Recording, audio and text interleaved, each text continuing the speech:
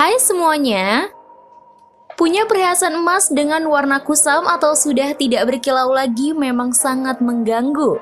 Selain tidak enak dipandang mata, tentu rasanya ada keinginan untuk menjualnya dan memiliki perhiasan emas yang baru. Berubahnya kilau warna emas menjadi kusam bisa terjadi karena sering digunakan tanpa dibersihkan dalam jangka waktu yang lama. Bagaimanapun kondisinya, perhiasan emas sangat penting dibersihkan karena kamu akan membutuhkannya untuk menunjang penampilan supaya tetap menarik. Biasanya emas akan kotor dan berdebu meskipun kamu jarang memakainya. Apalagi jika dipakai secara terus-menerus, emas akan lebih mudah kotor dan kusam. Lalu bagaimana cara membersihkan emas agar berkilau kembali? Tentu caranya sangat mudah dan tidak akan membuat kantong kamu bolong. Membersihkan emas bisa dilakukan sendiri atau dibawa ke tempat pencucian emas. Dengan rutin membersihkannya, emas bisa tetap berkilau dan kamu akan semakin terlihat cantik. Nah, pada episode kali ini, IBH Gold mau membahas cara membuat perhiasan emas kembali berkilau. Tapi sebelum lanjut nonton videonya, jangan lupa klik subscribe untuk berlangganan channel ini ya. Juga klik tombol lonceng agar kamu gak ketinggalan berita menarik lainnya dari channel IBH Gold. 1. Menggunakan sabun cuci piring. Bukan hanya untuk membersihkan peralatan dapur, sabun cuci piring juga berfungsi membersihkan emas supaya berkilau kembali. Sabun cuci piring cukup ampuh menghilangkan debu dan kotoran yang menempel pada perhiasan emas seperti cincin, gelang, dan sebagainya. Kamu tinggal merendam perhiasan pada larutan air hangat dan sabun cuci piring supaya hasilnya lebih maksimal. Bagaimana caranya? Langkah pertama adalah mempersiapkan air hangat dan sabun cuci secukupnya. Kemudian larutkan keduanya sampai berbusa. Lalu masukkan perhiasan emas ke dalamnya. Diamkan selama beberapa menit agar debu dan kotoran yang menempel terlepas. Jika sudah, angkat perhiasan tersebut lalu gosok perlahan dengan kain lembut sampai kering. Selesai pencucian, kamu akan melihat emas berkilau kembali. Sekedar mengingatkan, dalam proses ini sangat dianjurkan tidak menggunakan air terlalu panas karena dapat merusak permukaan emas. Dan jangan lupa, jika perhiasan emas sering kamu gunakan, maka sebaiknya dibersihkan secara rutin supaya kondisi emas tetap baik dan kamu lebih percaya diri saat menggunakannya.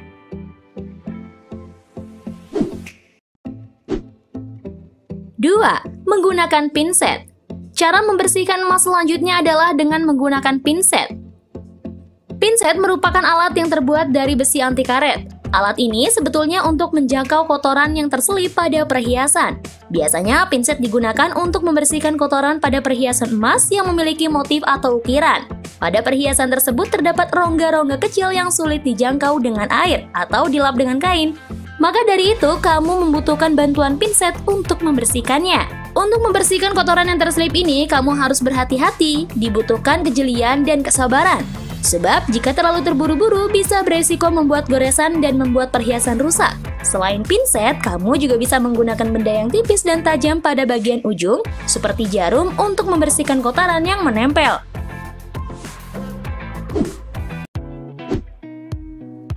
3. Menggunakan cairan amonia. Amonia atau yang dikenal NH2 merupakan zat ampuh untuk membersihkan emas supaya berkilau kembali. Penggunaan amonia untuk membersihkan emas bisa dengan cara mencampurkannya dengan segelas air. Gunakan sedikit cairan amonia lalu masukkan ke dalam air dengan suhu normal. Kemudian masukkan perhiasan emas ke dalam larutan amonia tersebut. Diamkan selama beberapa menit lalu angkat perhiasan emas dengan bantuan pinset atau sendok. Setelah itu, bilas dengan air bersih dan lap perhiasan dengan kain lembut. Sebagai informasi, amonia merupakan senyawa berbahaya sehingga saat penggunaannya harus berada jauh dari jangkauan anak-anak. Amonia sendiri memiliki aroma yang sangat tajam yang bisa membuat mata terasa perih. Selain itu, sangat dianjurkan tidak merendam perhiasan dalam waktu lama di dalam larutan amonia. Pasalnya, sifat amonia yang korosif dapat menyebabkan perhiasan emas kamu berkarat sehingga tidak terlihat cantik dan menawan lagi.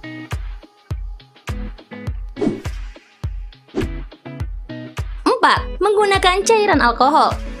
Tips membersihkan perhiasan emas selanjutnya adalah dengan menggunakan cairan alkohol. Alkohol dipercaya mampu menghilangkan noda yang menempel pada perhiasan.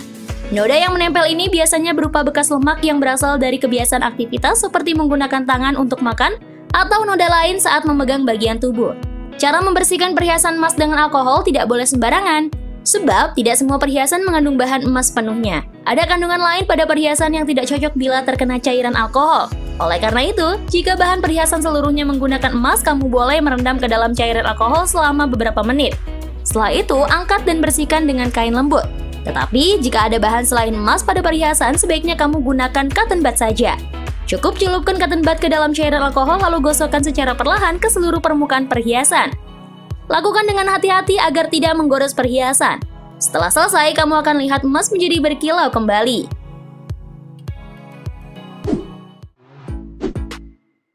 Lima, menggunakan baking soda dan cuka.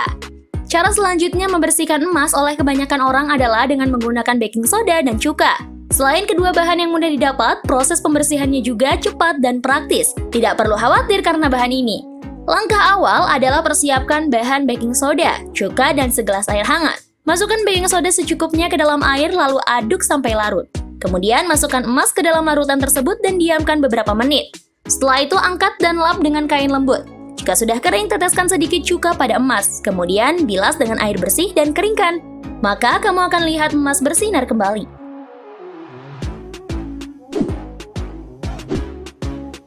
6. Menggunakan pasta gigi.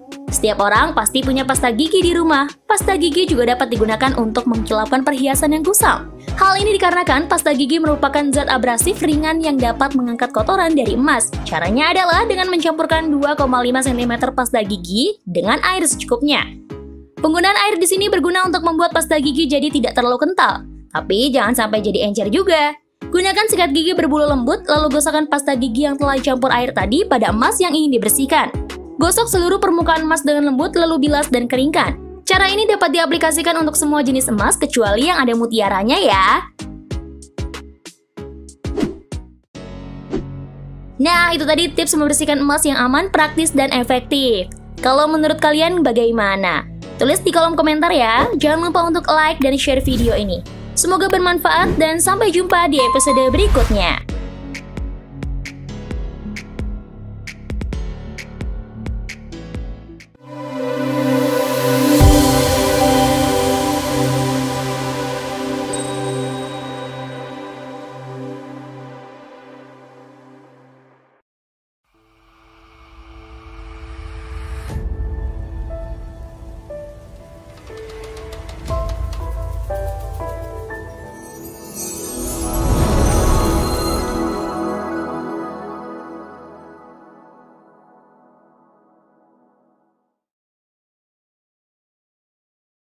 Hai semuanya, hingga kini keberadaan emas palsu masih sering ditemui di pasaran. Maka dari itu, untuk menghindarinya, berdasarkan data yang dilansir dari situs logamulia.com, harga emas di tahun 2020 sudah mencapai Rp900.000 per gramnya. Untuk itu, keuntungan yang akan kamu dapatkan jika menggunakan emas sebagai investasi bisa jadi luar biasa. Selain itu, emas juga merupakan investasi jangka panjang yang menguntungkan dan tidak pernah tergusur oleh inflasi. Maka dari itu, harap perhatikan keaslian emas saat kamu membelinya. Nah, pada episode kali ini, IBH Gold mau membahas cara membedakan emas asli dan palsu dengan mudah. Hasilnya akurat loh. Tapi sebelum lanjut nonton videonya, jangan lupa klik subscribe untuk berlangganan channel ini. Juga klik tombol lonceng agar kamu nggak ketinggalan berita menarik lainnya dari channel IBH Gold.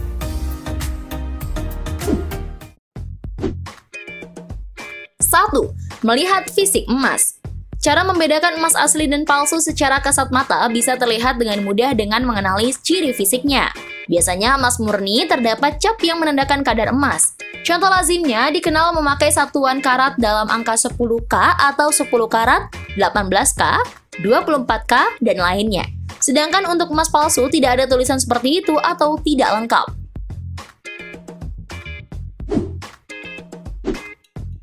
2. Melihat warnanya. Selanjutnya, cara melihat emas asli bisa dicek dari kadar warnanya. Cobalah gosok-gosok permukaan emas menggunakan telapak tangan atau telunjuk. Jika setelah kamu gosok warnanya jadi pudar dan tidak seragam, kemungkinan besar itu adalah emas palsu. Namun bila tak ada perubahan warna berarti itu emas asli.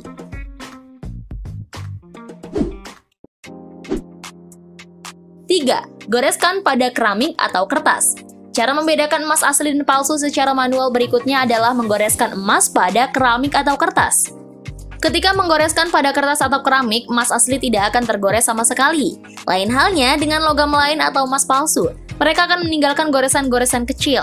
Namun cara ini bisa menimbulkan resiko seperti merusak emas.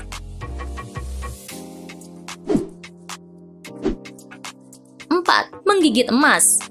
Kemudian cara membedakan antara emas asli atau palsu dapat kamu lakukan dengan cara menggigitnya. Emas adalah logam mulia lunak, sehingga mudah sekali dibentuk. Jika setelah menggigit emas terdapat menimbulkan bekas, itu berarti emas tersebut asli. Namun, kamu juga tidak perlu buru-buru membelinya, karena emas palsu bisa terbuat dari logam timah yang termasuk golongan logam lunak. Maka dari itu, harap membeli emas di toko-toko terpercaya kualitas dan keasliannya.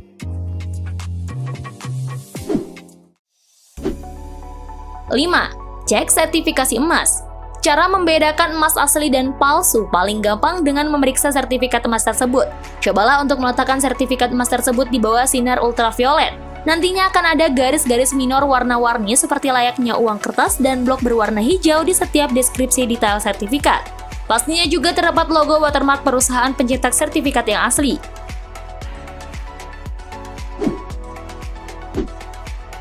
6. Uji keaslian dengan suara. Cara membedakan emas asli atau palsu secara alami bisa mengetuk-ngetuk emas menggunakan koin. Bunyi emas asli akan membuat suara dering yang panjang dan bernada tinggi ketika beradu dengan logam mulia. Sedangkan emas imitasi atau logam lain suaranya akan jauh lebih pendek.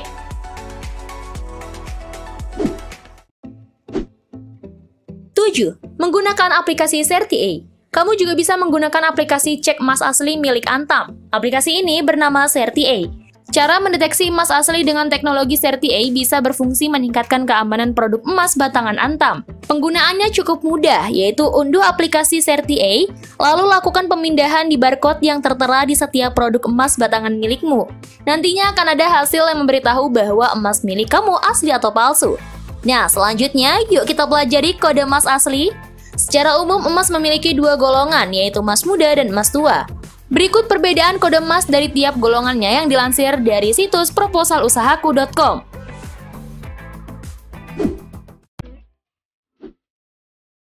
Kedua, kode emas tua. Memiliki kadar emas asli di atas 50% dan harganya sudah pasti mahal.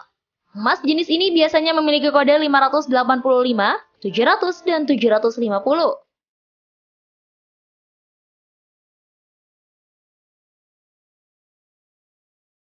Kode emas 585 atau 14K585. Ini menunjukkan kadar emas 58,5%. Sedangkan untuk kode 14K585 bisa kamu temui jika perhiasannya kamu beli di luar negeri.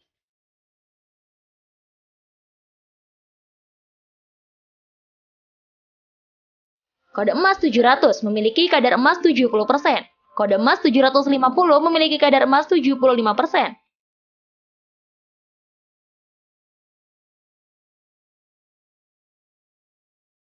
Kode emas 833 memiliki kadar emas 83,3%. Sangat jarang muncul di pasaran, produk ini juga khusus untuk emas kuning saja.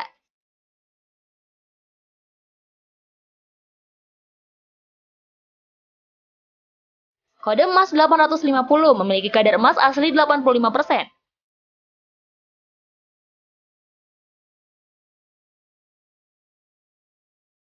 Kode emas 875 atau 21K875 memiliki kadar 87,5%. Banyak diproduksi di Arab.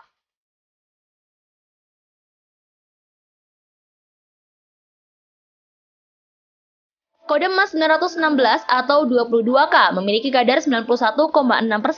Sering disebut dengan emas yang berasal dari Kendari, Bali, Dubai, dan Bangkok.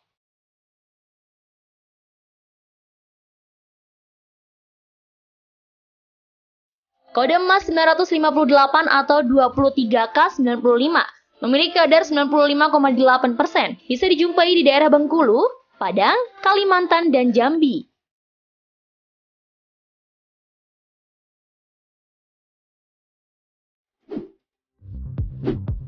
Nah, itu tadi cara membedakan emas asli dan palsu dengan mudah. Jadi, sudah bisa membedakan mana emas yang asli dan palsu ya, gengs? Jangan lupa like dan share video ini. Semoga bermanfaat dan sampai jumpa di episode berikutnya.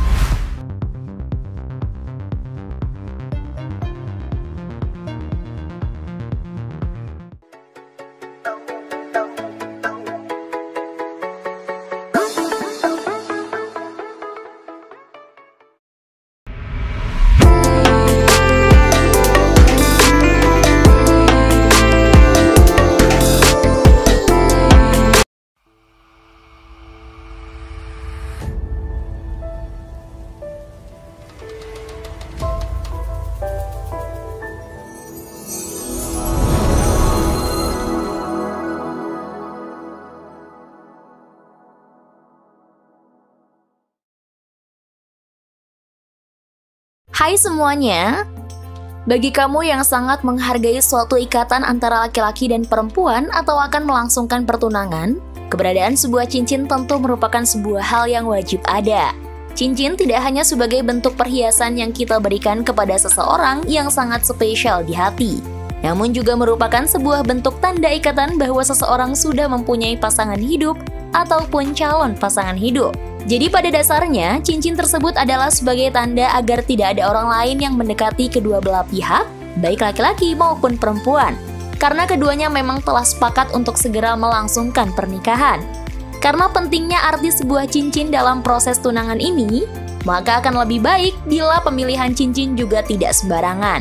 Nah, pada episode kali ini, IBH Gold akan membahas tips memilih cincin tunangan yang tepat untuk pasangan kamu. Tapi sebelum lanjut nonton videonya, jangan lupa klik subscribe untuk berlangganan channel ini. Juga klik tombol lonceng agar kamu nggak ketinggalan berita menarik lainnya dari channel IBH Gold.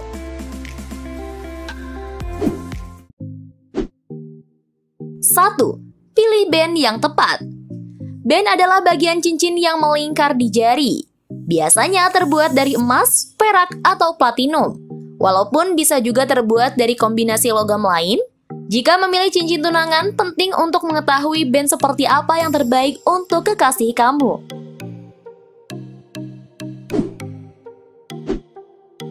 Dua, pilih setting dan permata yang tepat. Setting mempengaruhi pada bagian yang mengikat permata, yang menempel pada band.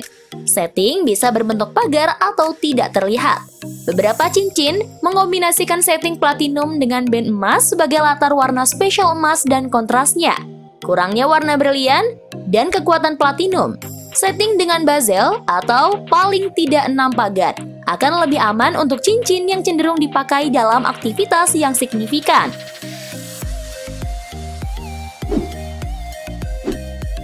3. Pilih pengrajin yang bagus.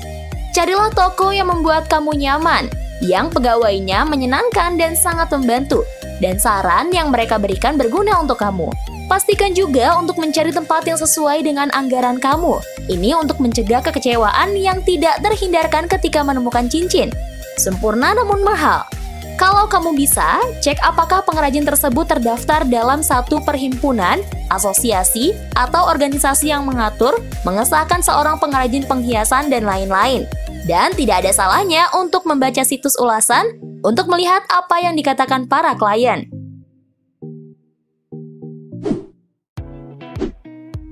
4. Pilih ukuran yang tepat. Memilih ukuran lingkar band adalah bagian penting dalam memilih cincin pertunangan yang tepat. Salah satu cara untuk mengetahui ukuran cincin kekasih kamu adalah dengan mencuri salah satu cincin yang sering dipakainya dan bawa ke pengrajin perhiasan untuk diketahui berapa ukurannya. Untuk waktu sebentar selama dia tidak menyadarinya. Kamu juga bisa menilai dengan mata biasa yang sebenarnya kurang bisa diandalkan. Ukuran cincin rata-rata adalah 7, dan kamu bisa memperkirakan apakah ukuran jari kekasih kamu lebih besar atau lebih kecil dari rata-rata.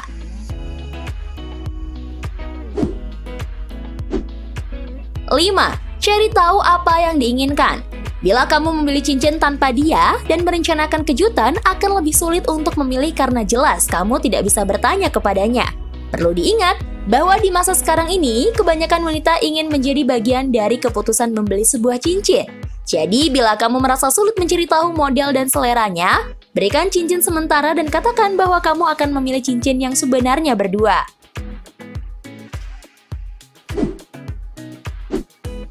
6. Tetapkan anggaran kamu. Ada sebuah tradisi bahwa seorang pria harus menghabiskan 2 bulan gaji untuk sebuah cincin pertunangan. Apakah kamu akan atau tidak melakukan ini tergantung pada keinginan kamu untuk menuruti tradisi tersebut. Yang terpenting adalah kamu harus memilih cincin yang sesuai dengan kemampuan kamu. Jadi ketahui berapa jumlah uang yang bisa kamu keluarkan sebelum mencari. Bila uang tunai kamu kurang tetapi sangat ingin melamar, pastikan kamu bersama dengan wanita yang mengerti itu. Bila kamu sangat ingin melamar dan merasa bahwa dia tidak peduli tentang cincin mahal, kamu bisa membelikannya cincin yang sesuai dengan kemampuan kamu dan pilih sesuatu yang lebih mewah di kemudian hari.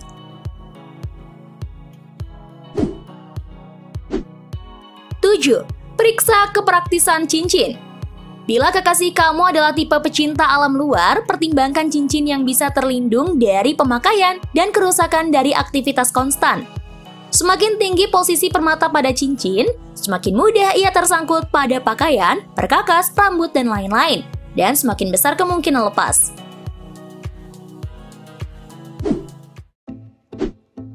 8. Tentukan mata cincin.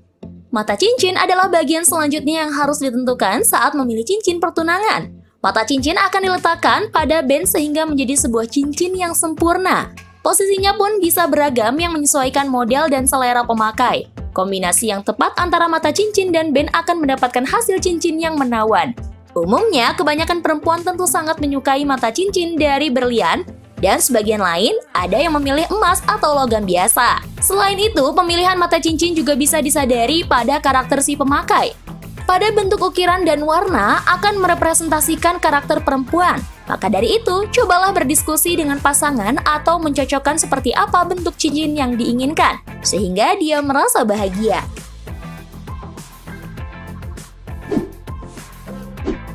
9. Cari tahu tentang berlian.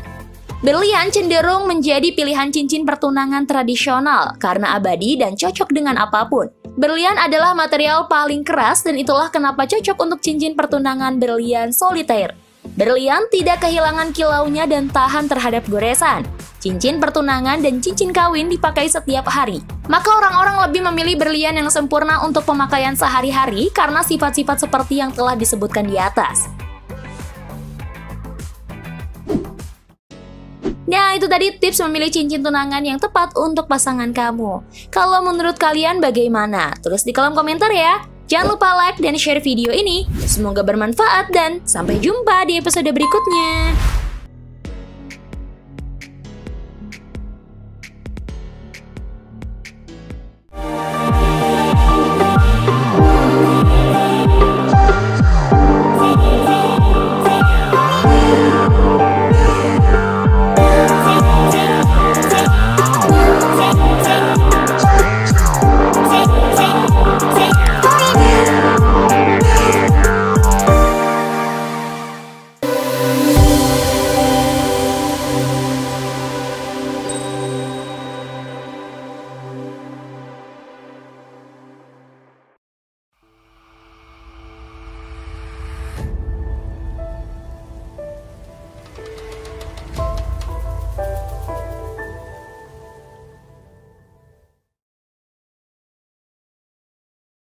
Hai semuanya. Nah, pada episode kali ini, IBH Gold mau membahas investasi emas dalam Islam. Bisa jadi tabungan masa depan.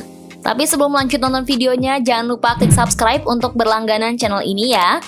Juga klik tombol lonceng agar kamu gak ketinggalan berita menarik lainnya dari channel IBH Gold. Simak videonya sampai habis ya, agar sahabat semua tidak gagal paham.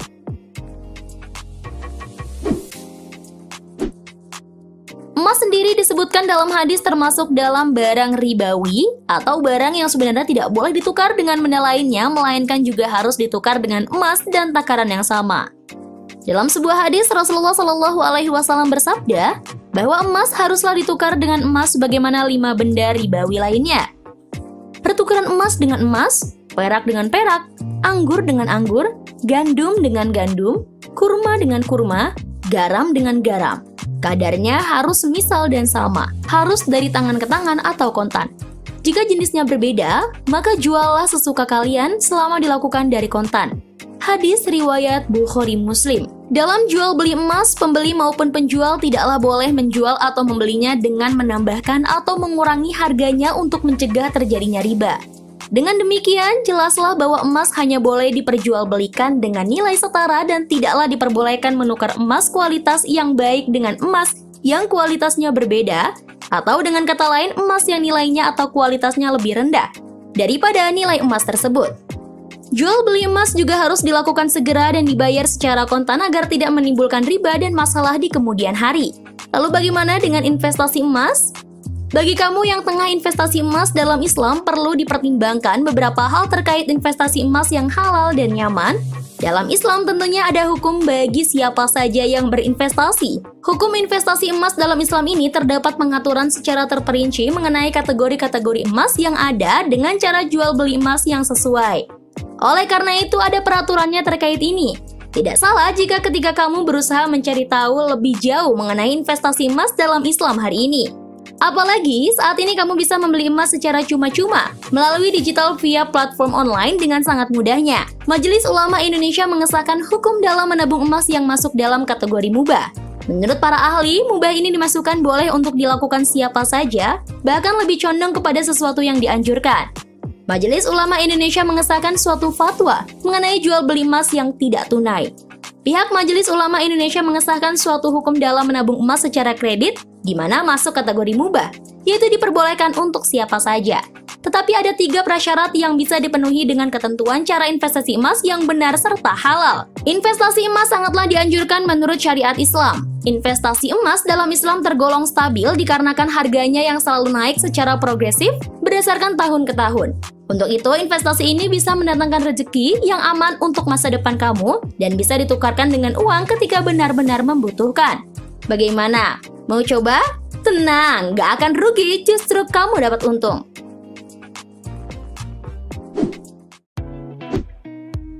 Hukum investasi emas dalam Islam secara syariah. Skema investasi emas yang diterapkan melalui platform online pada umumnya dalam memiliki akun tabungan yang digunakan. Nasabah atau penabung emas dapat menyetorkan dana-dana yang dimiliki sebagai tabungan awal ke tabungannya untuk pengisian saldo minimum dan membeli emas pada minimum saldo senilai 0,01 gram emas. Harga setiap gram emas dipengaruhi oleh biaya emas pada hari pembelian. Selanjutnya, kamu sebagai penabung berhak membeli emas dengan jumlah tertentu dengan berapapun nominal yang bisa digunakan. Dan suatu saat nanti, kamu ingin mengambil emas yang dipunya secara batangan untuk kemudian ditabung. Kamu perlu memastikan telah menabung emas dengan tidak 1 gram dalam penambahan biaya cetak. Lalu bagaimana hukum investasi emas dalam Islam yang berlaku hingga saat ini dan termasuk ke dalam investasi emas yang halal? Ketika kamu membeli batangan emas merupakan terjadi penukaran uang dengan emas, baik uang dengan emas yang masuk pada kategori benda ribawi yang sangat berbeda dari benda lainnya, tetapi dalam satu naungan yang sama, dan pertukaran hendak dilakukan secara tunai tanpa adanya bunga yang berlaku.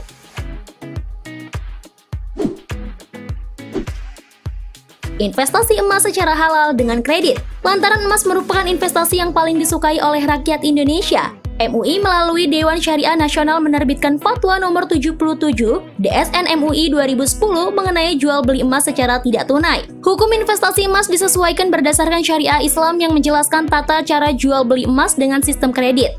Jual beli emas kredit termasuk perbuatan mubah ataupun diperbolehkan. Akan tetapi, terdapat syarat serta ketentuan yang masih berlaku agar termasuk sebagai sistem investasi emas yang halal dan nyaman. Di antaranya, harga penjualan tidak diperbolehkan bertambah selama periode perjanjian. Berikutnya, emas tidak boleh menjadi jaminan. Tidak dibenarkan menjadi objek akad yang tentunya dapat berpindah kepemilikan. Dengan penjualan pembelian emas diperbolehkan selama emas belum menjadi alat penukaran yang bersifat resmi. Dengan begitu, kamu tidak perlu khawatir dengan investasi emas, di mana pembelian kredit melalui platform online adalah kategori tidak halal. Hukum investasi emas dalam Islam sesuai fatwa MUI menyatakan, jika pembelian emas secara kredit melalui platform online tentunya diperbolehkan. Jadi, pembelian emas menjadi peluang masuknya cara investasi emas yang halal. Di samping itu, sebagaimana kaidah fikih yaitu keputusan pemerintah otoritas itu mengikat wajib dipatuhi dan menghilangkan perbedaan pendapat di antara masyarakat. As-Suyuti, Asyabah, Wan Nazair, 497.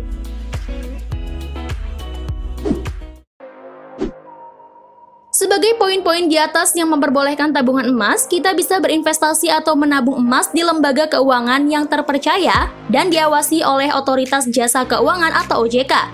Seperti Pegadaian, dengan layanan tabungan emas Pegadaian, kita bisa membeli emas mulai dari 0,01 gram yang bisa dilakukan oleh outlet Pegadaian, aplikasi Pegadaian digital hingga marketplace yang sudah bekerja sama dengan Pegadaian. Kita juga tidak hanya bisa membeli emas secara langsung, tetapi juga online. Melalui layanan tabungan emas, kita bisa berinvestasi emas dengan aman, mudah, murah, dan sesuai dengan syariat Islam. Alhasil, investasi emas melalui transaksi jual beli secara kontan, dan adanya barang bisa dijamin penyerahannya secara hukum. Hukumnya adalah boleh. Wallahu a'lam bishawab. Jangan lupa like dan share video ini ya. Semoga bermanfaat dan sampai jumpa di episode berikutnya.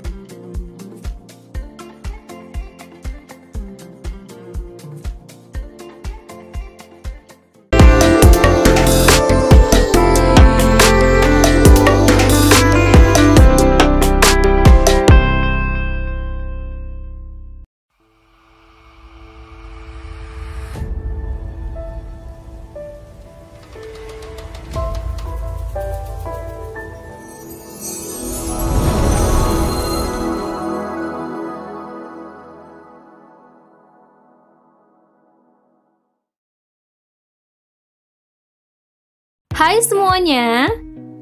Emas termasuk jenis investasi berharga yang menguntungkan di masa depan. Alasan sederhana memilih investasi emas karena dapat digunakan dan dijual kembali dengan mudah. Ketika membutuhkan uang tunai dalam keadaan terdesak, kamu bisa mendatangi toko perhiasan. Idealnya, kamu harus menyertakan nota pembelian sebagai tanda keaslian. Dalam nota tersebut juga tertera informasi kadar yang berguna untuk memudahkan proses penjualan. Namun, dapatkah jual emas tanpa surat? Sebenarnya, dengan atau tanpa surat kamu bisa menjual emas. Hanya saja harganya tak setinggi apabila kamu memiliki surat lengkap. Pasalnya, pihak toko harus melakukan pengecekan keaslian emas beserta kadarnya. Proses peleburan untuk menentukan kadar emas membutuhkan waktu dan biaya. Hal inilah yang menyebabkan harga emas tanpa surat lebih rendah. Untuk meminimalisir kerugian, ada baiknya memperhatikan sejumlah hal berikut ini sebelum jual emas tanpa surat. Nah, pada episode kali ini, IBH Gold mau membahas menjual perhiasan emas tanpa surat lengkap. Tapi sebelum lanjut nonton videonya, jangan lupa klik subscribe untuk berlangganan channel ini ya. Juga klik tombol lonceng agar kamu gak ketinggalan berita menarik lainnya dari channel IBH Gold. 1. Perhatikan harga. Kendati sedikit merepotkan, mengecek harga pasaran emas berguna untuk menghitung nominal yang akan kamu dapatkan dari hasil penjualan emas. Apabila harga pasaran emas rendah, alangkah baiknya untuk mengurungkan niat menjual emas. Pasalnya, tanpa surat pembelian harga emas akan jatuh. Bukan mustahil kamu akan mengalami kerugian besar. Tunggulah sampai harga pasaran emas berada di puncak tertinggi. Pada saat inilah kamu disarankan untuk menjual emas. Meskipun harga jual emas tanpa kelengkapan surat tak setinggi harga emas bersurat lengkap, kamu masih bisa mendapatkan untung.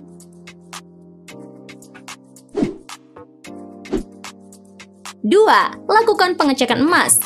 Tidak memiliki surat emas adalah sebuah kondisi yang tidak menguntungkan.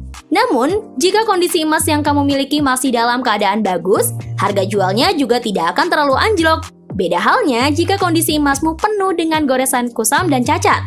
Agar nilai jual emas terjaga, pastikan bahwa emas yang kamu miliki dalam kondisi baik. Emas yang tergores, cacat, atau berwarna kusam biasanya dibanderol dengan harga rendah.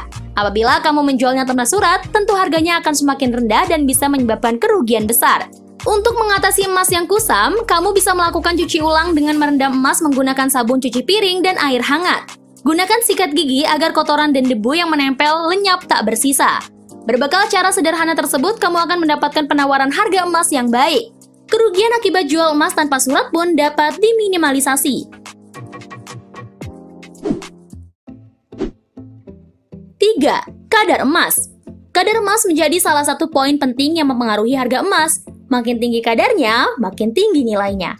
Meskipun kamu tidak memiliki surat yang menerangkan kadar emas, cobalah mengingat kembali atau menerka kadar emas yang dimiliki. Cara ini dilakukan untuk menilai berapa banyak uang yang kamu bisa dapatkan dari hasil menjual emas.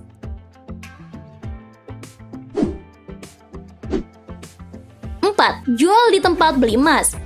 Kendati emas dapat dijual di mana saja, alangkah bijak apabila menjualnya di tempat kamu membeli. Hal ini dilakukan untuk mengurangi resiko potongan harga yang lebih besar. Pasalnya, tanpa surat pembelian, kamu akan dikenakan biaya tambahan untuk administrasi. Tak hanya itu saja, apabila emas yang kamu jual dianggap sudah tidak sesuai tren, pihak toko akan melakukan peleburan. Biaya peleburan akan dibebankan kepada kamu selaku orang yang menjual emas. Kamu bisa menjual emas di toko atau tempatmu membelinya. Kalau kamu menjual emas di toko lain tanpa kelengkapan surat, maka potongan harganya akan lebih besar. Biasanya surat yang disertakan dengan perhiasan emas hanya berbentuk kwitansi, sehingga kamu tidak bisa meminta untuk membuat surat itu kembali.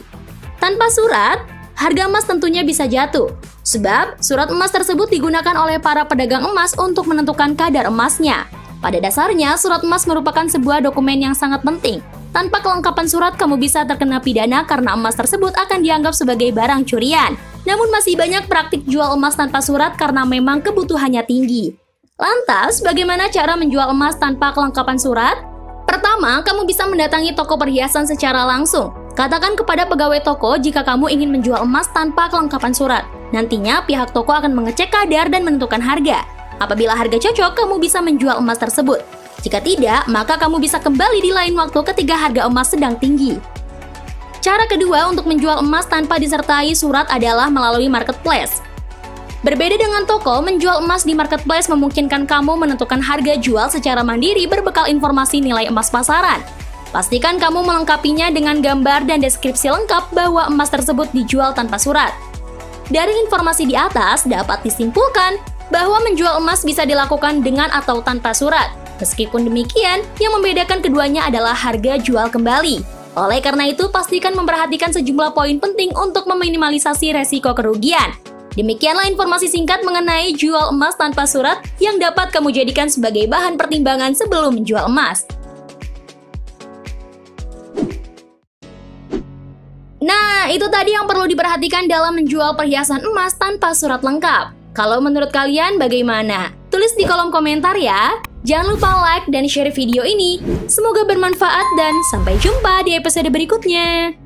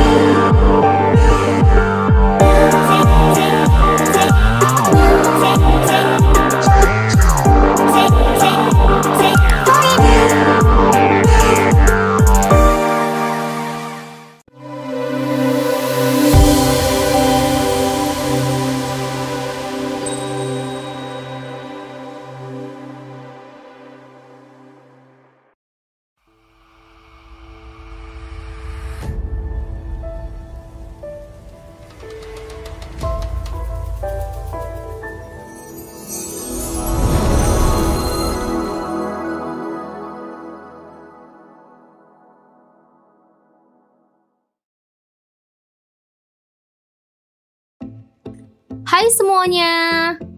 Nah, pada episode kali ini, IBH Gold mau memperlihatkan model perhiasan emas terbaru 2022 nih ke teman-teman semua. Tapi sebelum lanjut nonton videonya, jangan lupa klik subscribe untuk berlangganan channel ini ya. Juga klik tombol lonceng agar kamu nggak ketinggalan berita menarik lainnya dari channel IBH Gold.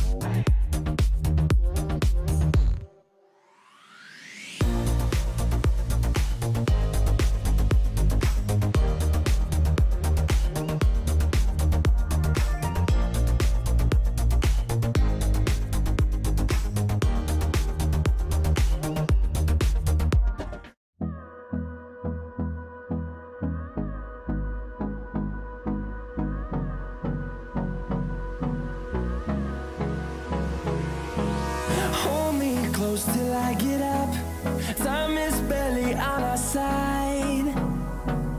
I don't wanna waste what's left. The storms we chase are leading us, and love is all we'll ever trust. Yeah, no, I don't wanna waste what's left.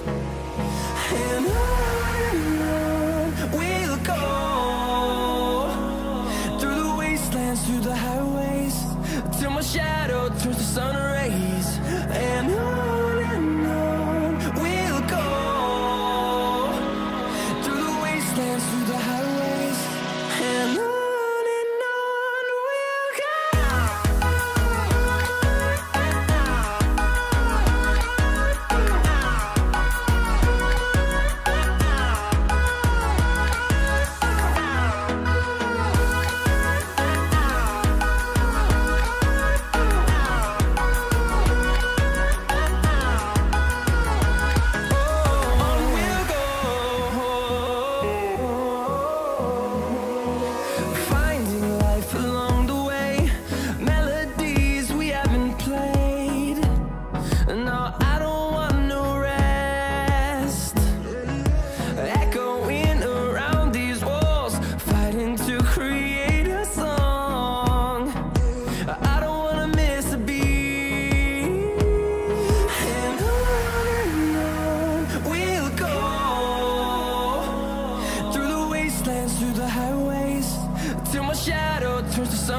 rays, and on we'll go,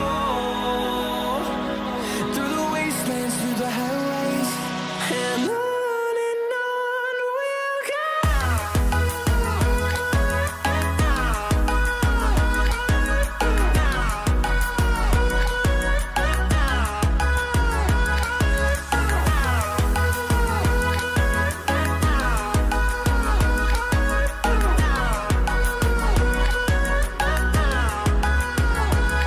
And we'll grow in number, fueled by them to see the horizon, turn us to thousands. And we'll grow in number, fueled by them to see the horizon, turn us to thousands. And on we'll go, through the wastelands, through the highways, till my shadow turns to sun rays. And on we'll go, through the wastelands, through the highways, and on we'll go.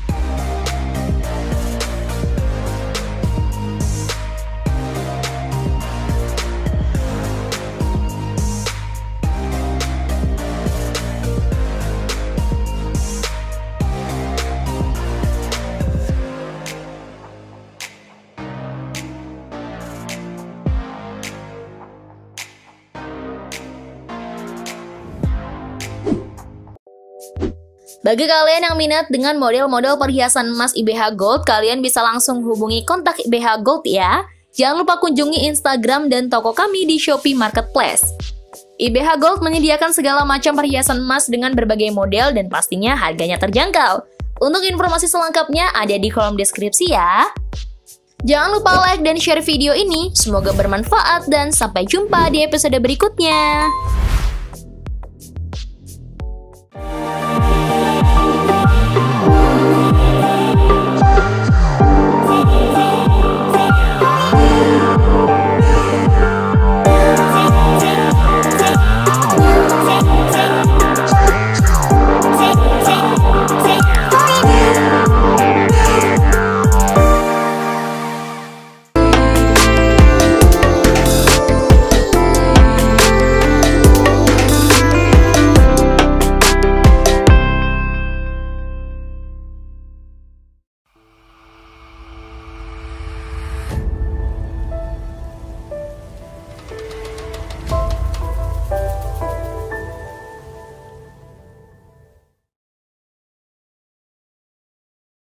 Hai semuanya, kamu berencana untuk memberi si dia hadiah berupa cincin namun tak tahu ukuran jarinya? Tak usah bingung, yuk coba cara mengukur cincin berikut ini. Kamu bisa tahu ukuran jari si dia dengan mudah. Memilih cincin mungkin bukan perkara rumit yang bisa bikin kamu kelimpungan. Namun, lain ceritanya jika kamu berencana memberikan kado cincin kepada orang terkasih tapi tak tahu ukuran jarinya. Apalagi jika kamu enggan bertanya karena ingin menjadikan kado tersebut sebagai kejutan. Pasti kebingungan kan? Memilih cincin tentu tak bisa dilakukan sembarangan, karena ukuran cincin tersebut harus persis sesuai dengan ukuran jari si penerima. Banyak pilihan model yang tersedia di toko perhiasan, tapi jangan asal memilih. Kamu perlu memastikan model tersebut memiliki ukuran jari manis yang pas dengan jarimu dan pasanganmu. Rangka cincin juga menjadi salah satu pertimbangan yang harus dipikir matang-matang sebelum membeli cincin untuk pasangan kita. Lalu harus bagaimana kalau seperti ini kejadiannya? Nah, pada episode kali ini, IBH Gold akan membahas cara mudah ukur jari untuk cincin pria dan wanita. Tapi sebelum lanjut nonton videonya, jangan lupa klik subscribe untuk berlangganan channel ini ya. Juga klik tombol lonceng agar kamu gak ketinggalan berita menarik lainnya dari channel IBH Gold. 1. Langkah pertama mengetahui ukuran cincin pernikahan. Ketahui dulu ukuran-ukuran yang ada. Sebelum mengetahui ukuran jari manismu, kamu harus tahu cincin dibagi ke dalam beberapa ukuran berdasarkan lingkar jari. Berikut adalah ukurannya.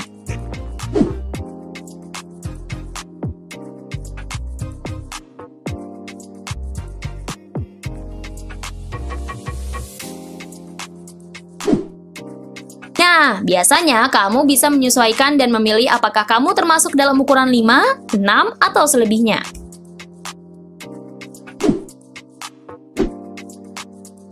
2. Agar lebih pasti, kamu bisa mengetahui ukuran cincin dengan mengenakan ring sizer. Dari namanya saja, kamu pasti tahu, mengetahui ukuran cincin mengenakan ring sizer pasti merupakan cara yang paling akurat. Di benua Asia, biasanya ring sizer memiliki ukuran standar dengan ukuran 1-33. Ring sizer bentuknya menyerupai gantungan kunci yang terdiri dari berbagai bentuk besi yang menyerupai cincin. Besi-besi tersebut sudah dibuat berdasarkan jenis ukurannya masing-masing. Dari situ, kamu bisa mencoba mengenakan salah satunya dan menemukan ukuran yang paling pas denganmu. Tapi memang, biasanya kamu harus mendatangi toko cincin tersebut untuk mengukur jari manis dengan ring sizer. Sangat disarankan untuk mengukur lingkar jari dalam kondisi hangat di sore hari. Kenapa? Biasanya pada saat itu, lingkar jari akan berada pada posisi yang paling besar atau agak mengembang.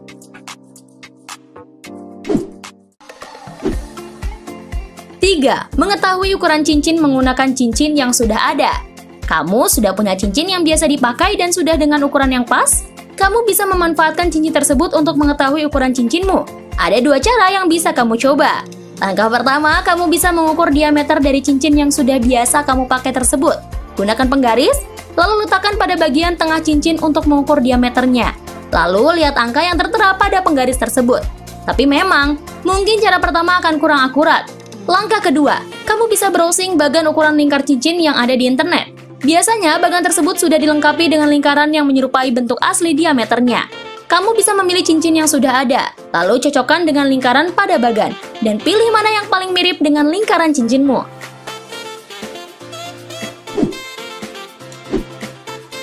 4. Kamu juga bisa mengukur lingkar jari dengan menggunakan kertas. Kamu bisa memanfaatkan kertas untuk mengukur lingkar jari. Pertama, potonglah kertas menjadi bentuk persegi panjang dengan ukuran lebar kira-kira 1,5 cm dan panjang kira-kira 12 cm. Lingkaran potongan tersebut mengelilingi jarimu. Geserkan kertas tersebut pada bagian buku jari.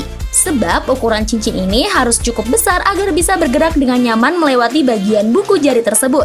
Tandai kertas pada bagian pertemuan antara ujung yang dilingkarkan di jari dengan bagian yang panjang.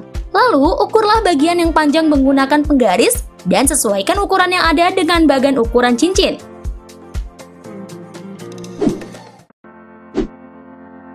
5. Tentukan ukuran cincin sampai dengan final fitting.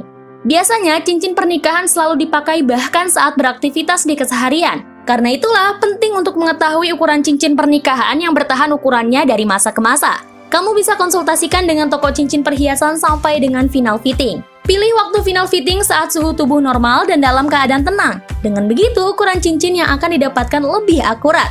Sebagai opsi, pilih waktu fitting di pagi hari setelah berolahraga dan saat suhu tubuh sedang tidak merasa demam atau kedinginan serta kepanasan.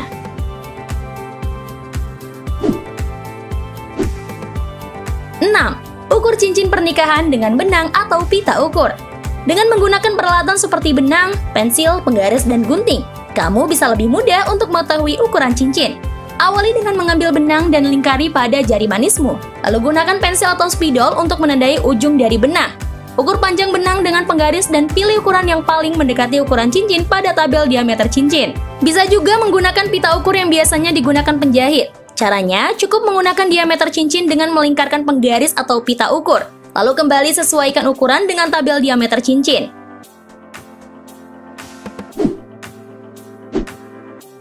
7. Konsultasi dan gunakan foto jari. Jika kamu tak bisa memilih cincin pernikahan bersama pasangan, kamu bisa langsung konsultasi dengan staf ahli di toko cincin tersebut. Jika memang pasangan berhalangan hadir, kamu bisa loh memperlihatkan foto jari-jari pasanganmu, lalu berikan kepada staf tersebut. Pasti lebih praktis kan? Nah, itu tadi cara mudah ukur jari untuk cincin pria dan wanita. Jadi sudah bisa menentukan ukuran cincin kan sekarang? Jangan lupa like dan share video ini ya. Semoga bermanfaat dan sampai jumpa di episode berikutnya.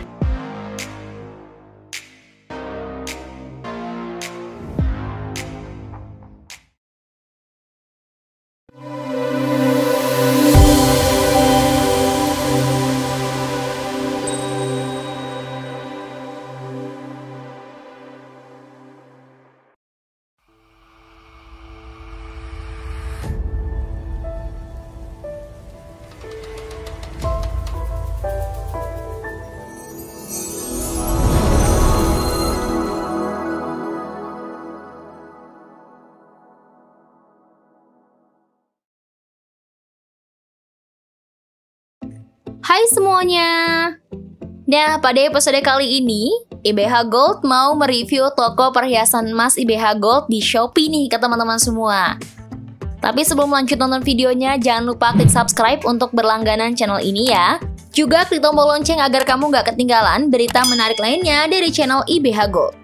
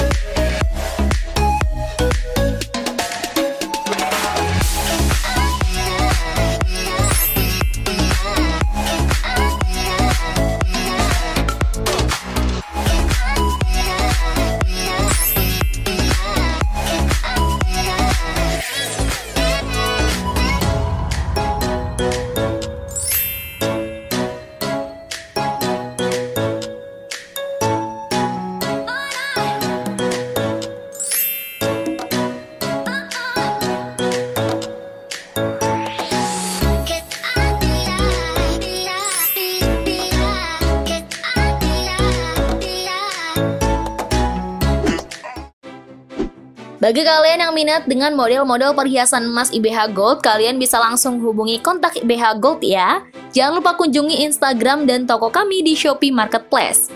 IBH Gold menyediakan segala macam perhiasan emas dengan berbagai model dan pastinya harganya terjangkau.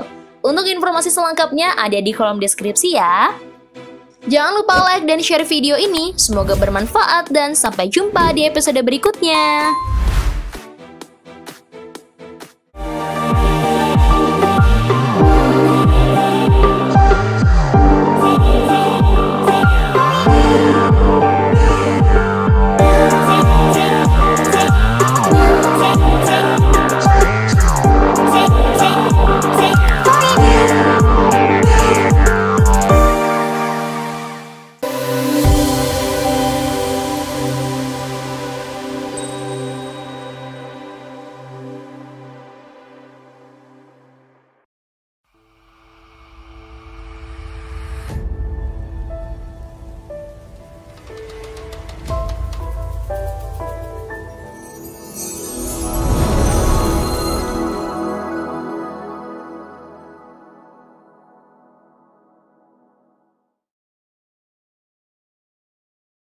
Hai semuanya, perhiasan adalah sebuah benda yang digunakan untuk merias atau mempercantik diri, khususnya para wanita di seluruh dunia. Perhiasan sendiri pada umumnya terbuat dari emas ataupun perak dan terdiri dari berbagai macam bentuk mulai dari cincin, kalung, gelang, liontin, dan lain-lain. Pada umumnya terdapat 3 cara pembuatan perhiasan yang ada di seluruh dunia, hingga akhirnya layak digunakan bagi kamu para pecinta perhiasan emas. Namun tahukah kamu bagaimana cara membuat perhiasan emas? Nah, pada episode kali ini, IBH Gold akan membahas cara pembuatan perhiasan emas. Tapi sebelum lanjut nonton videonya, jangan lupa klik subscribe untuk berlangganan channel ini ya. Juga klik tombol lonceng agar kamu nggak ketinggalan berita menarik lainnya dari channel IBH Gold.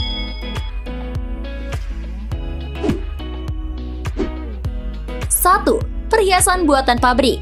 Perhiasan jenis ini dibuat di pabrik dan sering sekali kita temui di toko-toko emas. Karena emas jenis ini gampang ditemui sehingga kita dapat dengan mudah memperjualbelikannya. Ini menjadi faktor plus untuk perhiasan jenis factory made atau pabrikan.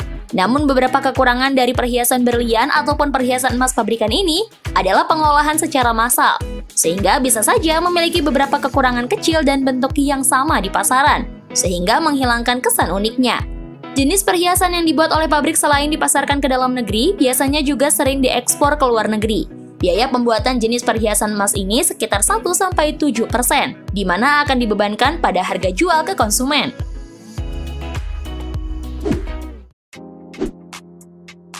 2. Perhiasan buatan sendiri.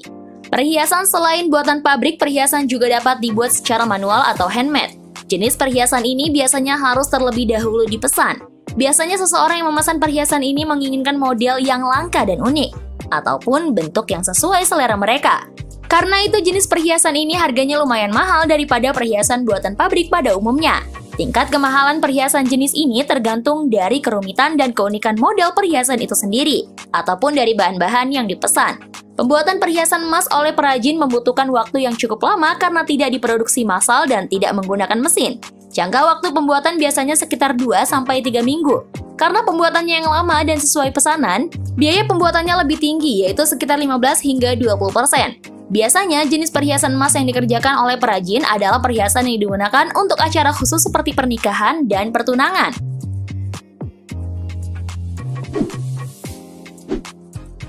3. Perhiasan eksklusif. Perhiasan jenis ini harganya cukup mahal karena perhiasan yang eksklusif tidak dibuat untuk massal ataupun dibuat handmade secara sembarangan. Karena membutuhkan sebuah proses yang panjang dengan menggunakan bahan-bahan yang cukup langka ataupun susah didapat. Biasanya perhiasan jenis ini hanya untuk pengelaran atau pameran dan mementingkan tingkat kerumitan dan keunikan dari para pengrajin yang sudah ahli. Diproduksi dengan jumlah sangat terbatas untuk memenuhi kebutuhan event pameran, pemotretan, pesta, peragaan busana, pagelaran, dan eksebisi. Beberapa perhiasan yang dibuat untuk pameran biasanya dibuat hanya 1 di seluruh dunia. Biaya pembuatan jenis perhiasan ini sangat tinggi karena memiliki nilai keunikan dan tingkat kesulitan yang tinggi. Biayanya mencapai 30%. Nah, kali ini IBH Gold akan memperlihatkan proses-proses perhiasan buatan pabrik. Yuk simak videonya! Proses pembuatan perhiasan emas memiliki perjalanan yang cukup panjang. Kebanyakan orang menggunakan emas rongsok atau daur ulang. dan emas bongkah dari tambah sehingga terbagi menjadi dua tahapan, yaitu tahap graining dan tahap pembentukan.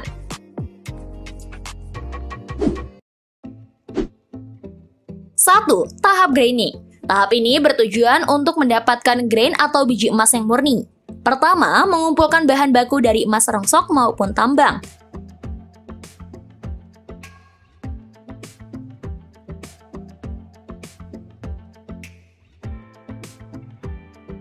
Kedua, mencuci emas menggunakan larutan kimia untuk memisahkan emas murni dari logam lain yang menempel pada bahan baku menggunakan cairan sianida dan amalgam.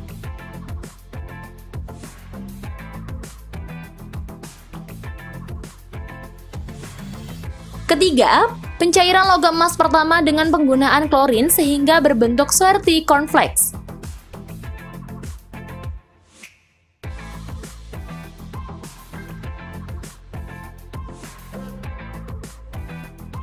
Keempat, pencairan logam emas kedua dengan aqua regia sehingga menghasilkan bubuk emas.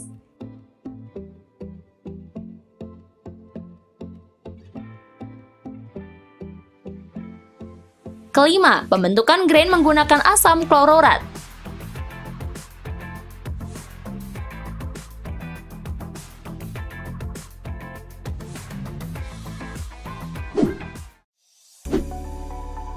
Dua, tahap pembentukan. Pertama, pembuatan cetakan menggunakan teknik wax serving. Proses ini berfungsi untuk membuat model lilin sebagai material yang digunakan untuk membuat cetakan pembentukan perhiasan. Setelah model selesai, model dicetak di dalam plaster yang kemudian dipanaskan dalam suhu ekstrim sehingga cetakan dapat menahan dan mendinginkan suhu dari cairan emas yang bersuhu tinggi.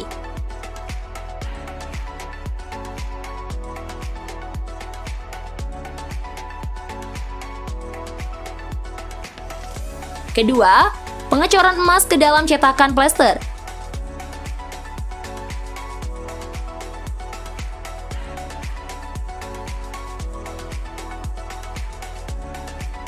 Ketiga, pemasangan batu permata atau berlian.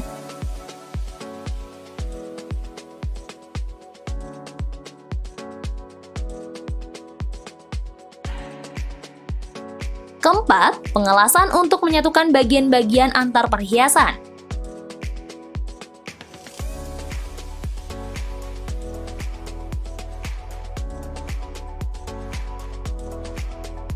Kelima, soldering untuk memberikan detail pada perhiasan emas.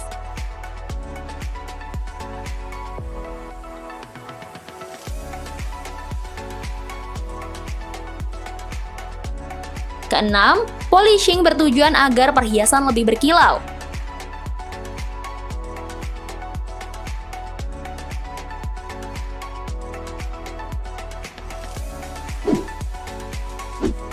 Selain metode wax serving, ada juga metode yang menggunakan hot graving ataupun laser graving.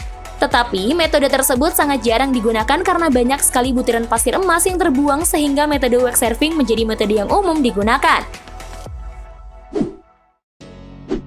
Nah, gimana nih gengs? Sekarang kalian sudah tahu kan cara pembuatan perhiasan emas? Jika kalian punya informasi menarik lainnya, tulis di kolom komentar ya. Jangan lupa like dan share video ini. Semoga bermanfaat dan sampai jumpa di episode berikutnya.